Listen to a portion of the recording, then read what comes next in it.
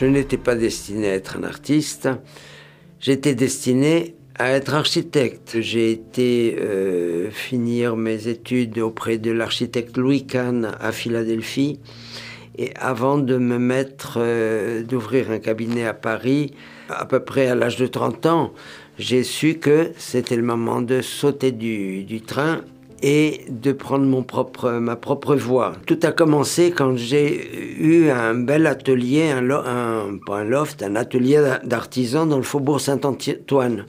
J'ai démonté les cloisons de bois, j'ai scié les bois, courbé des baguettes, etc. et fait les premières œuvres grandes, aussi grandes que le plafond le permettait, c'est-à-dire de mètres 20 de haut.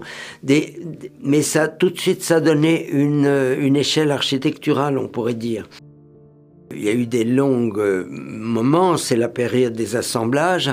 Ensuite, 10 ans après, je découvre que je peux découper la tôle d'acier au chalumeau et je fais pendant presque 10 ans des sculptures en acier découpé. Et puis ensuite, grâce, on peut dire, à mon poste d'enseignant aux Beaux-Arts, on a invité Jaume Plens. Avec lui, j'ai pu visiter des fonderies et là, découvrir la fonte de fer. Je peux faire des formes pleines, creuses, amples et là, éviter tout lyrisme. C'est-à-dire que la fonte n'aime pas les pointes, n'aime pas les choses qui dépassent, donc ça casse, donc ça va pas. Il faut faire des formes pleines. Avec la fonte, je trouve le moyen industriel de faire des formes grandes, d'échelle architectonique ou paysagère. J'étais conscient que pour obtenir une échelle monumentale, il faut simplifier la forme à l'extrême.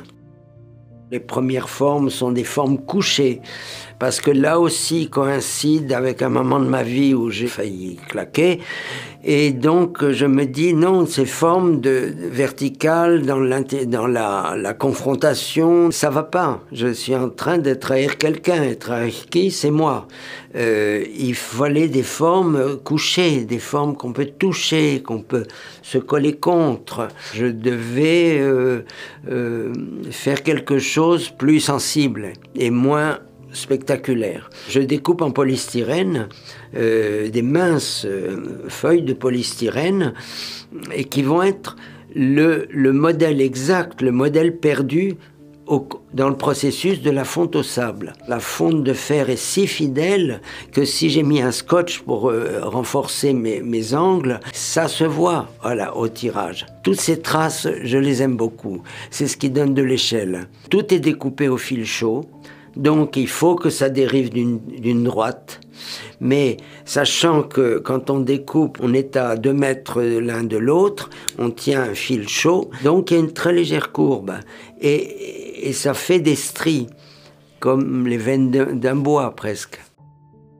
C'est une œuvre spécialement pour Chaumont, c'est une série, mais toujours différente. Je découpe la première forme, d'une certaine longueur et hauteur, puis je découpe la seconde, la troisième, quatrième, cinquième, sixième, et la sixième a la même longueur, mais elle est plus étroite. Donc la proportion change. C'est comme les stries du bois, comme les anneaux de croissance d'un arbre.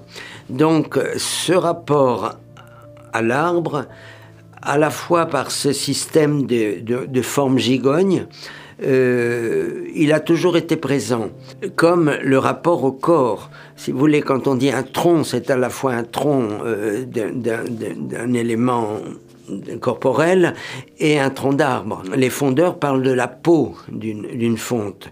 C'est abstrait, c'est géométrique, mais pas une idéologie de la géométrie. C'est une géométrie intuitive. Je mesure pas. Pour Chaumont, il faut des œuvres à l'échelle du paysage. Par exemple, les grandes fontes de fer de Chaos. Je les ai pensées pour qu'on soit bas, l'œil soit bas par rapport aux formes et qu'on voit le paysage à travers.